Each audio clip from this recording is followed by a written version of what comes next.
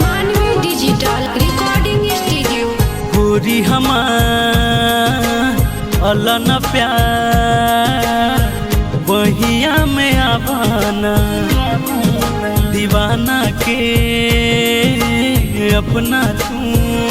इतना सतावाना कबले सतैबू तू तर पैबू कबले सतैबू तू तर पैबू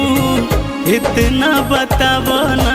गोरी हमार कलन प्यार बहिया में आवाना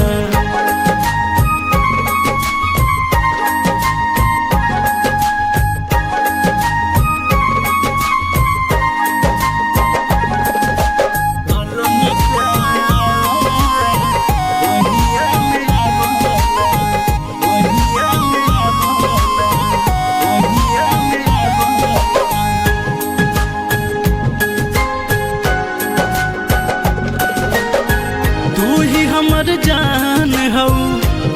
तू परान हो तोहरे से जुड़ल हमार दुनिया जहान हो के जुदा तुहसे जीना ही पाइब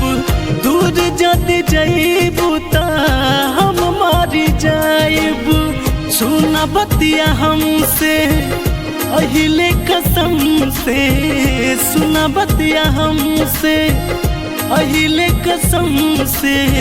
जियाते मुआ बना गोरी हमार कलन प्यार बहिया में आवाना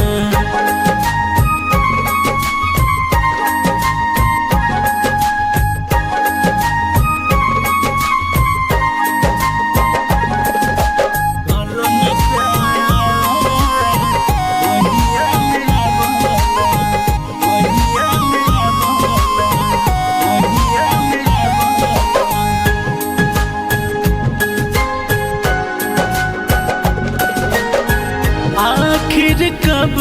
ले हमके रोइबू कहियो केहू के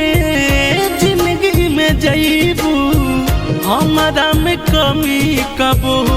नाही पैबू बहिया में आके सारा दुनिया भुलैबू जुगनू दिलदार के दिल से बिसार के